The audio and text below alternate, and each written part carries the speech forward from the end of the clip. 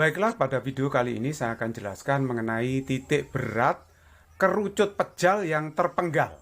Nah, perhatikan gambar di papan ini adalah gambar kerucut pejal yang terpenggal. Jadi ini bisa bayangkan, ini kerucut terbuat dari cor-coran semen, kemudian dipenggal seperti ini ya. Dipenggal bentuknya seperti ini. Sebenarnya kerucut ini kan utuh tadinya. Utuh tadinya seperti ini. Terus kemudian ini dipenggal di sini. Lah, yang hasil penggalannya itu kemudian dibuang. Oke, sekarang yang ditanyakan adalah berapa jarak titik berat kerucut terpenggal ini terhadap alasnya. Nah, saya simpulkan dengan Y0. Sekarang kita kembalikan aja kerucut terpenggal itu menjadi bentuk semulanya. Bentuk semulanya adalah kerucut yang utuh. Yang utuh seperti ini. Nah, sekarang perhatikan sumbu X-nya ditaruh di alas. Terus kemudian sumbu Y-nya di sini sebagai sumbu simetri berat. Apa itu sumbu simetri berat? Sumbu simetri berat itu adalah suatu sumbu yang membagi benda ini menjadi dua bagian berat yang sama. Kalau kita lihat, jika dibagi ini, berat benda yang sebelah kiri dengan kanan itu sama. Sehingga sumbu Y ini dikatakan sebagai sumbu simetri berat. Nah, kalau sumbu Y sebagai sumbu simetri berat, tentu saja absis dari titik berat benda itu adalah 0. Artinya bahwa titik berat benda itu di sepanjang sumbu Y. Nah, itulah letak Z0-nya nanti ya. Jadi kalau begitu tinggal kita hitung Y0. Y0 itu adalah jarak titik berat kerucut terpenggal terhadap alas. Memang yang ditanyakan kan Y0 ya. Tapi kita lihat bahwa kerucut yang dibuang, hasil penggalannya ini dibuang ya. Tingginya ini kan belum tahu berapa.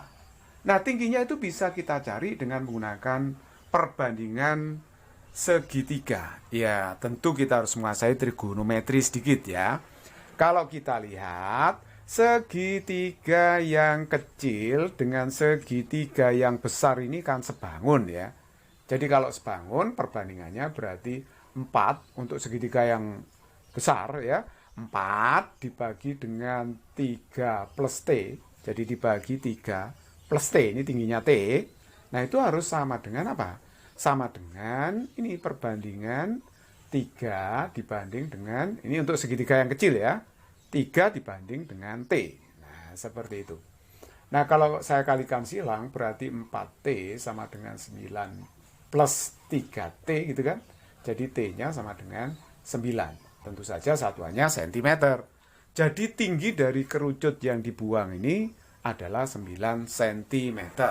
Nah, sekarang bendanya kita bagi menjadi dua macam. Benda yang pertama itu adalah kerucut utuh sebelum dipenggal. Nah, sedangkan benda yang kedua itu adalah kerucut penggalannya yang dibuang itu. Jadi ini dibuang ya, bendanya nggak ada karena dibuang ke tempat sampah gitu. Nah, sekarang kita tentukan titik berat masing-masing bendanya. Benda yang pertama tadi kan kerucut pejal utuh. Titik beratnya saya umpamakan di sini ya, Z1 terletak di sumbu simetrinya. Sedangkan benda yang kedua titik beratnya juga terletak pada sumbu simetrinya. Benda yang kedua adalah kerucut yang dibuang itu. Oke, sekarang kita hitung jarak titik berat benda satu yaitu kerucut pejal utuh sebelum dipenggal. Jarak Z1 ke sumbu X itu adalah Y1.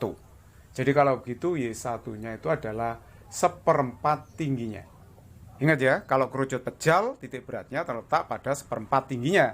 1/4 T1 tinggi kerucut pejal sebelum dipenggal adalah 9 ditambah 3. Jadi ini 9 ditambah 3. Ini 12 dibagi 4. Berarti hasilnya adalah 3 cm. Udah 3 gitu aja. Nah, nanti satuan terakhir aja. Nah, terus kemudian kita hitung volume kerucut pejal utuh sebelum dipenggal, yaitu 1/3 luas alas. Luas alasnya berupa lingkaran ya, dikalikan dengan tinggi kerucut pejal utuh.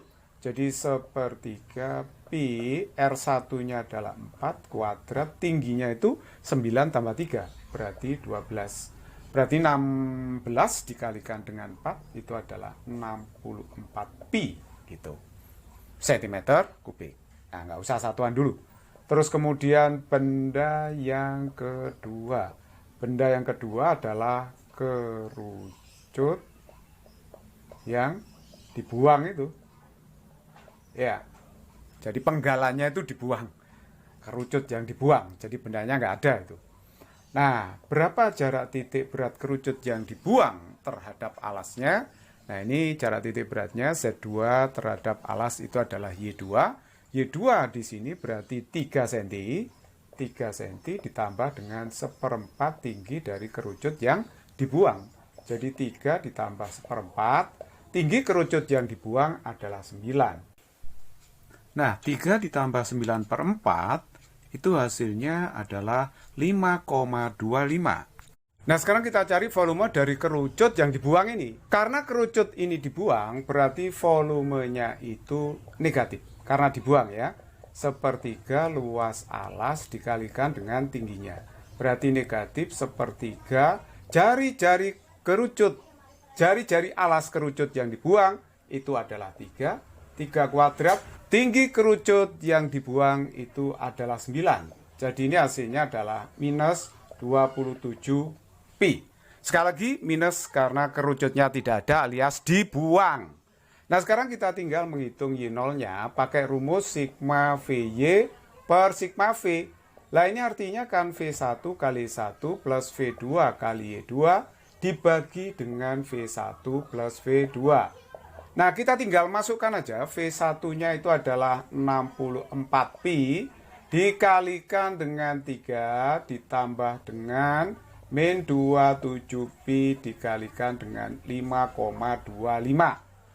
Nah, oke. Terus kemudian kita bagi dengan 64 pi ditambah dengan min 27 pi. Nah, kita bisa mencoret pi-nya ya. Pi-nya kita coret pi-nya. Jadi yang atas ini hasilnya 192 ya. Ini 192 dikurang 141,75 ini. Kalau dikalikan hasilnya, terus kemudian dibagi dengan dijumlahkan aja. Ini dikurangkan aja, 64 kurangi 27 itu adalah 37. Nah, ini kalau dihitung hasilnya adalah 1,36 cm.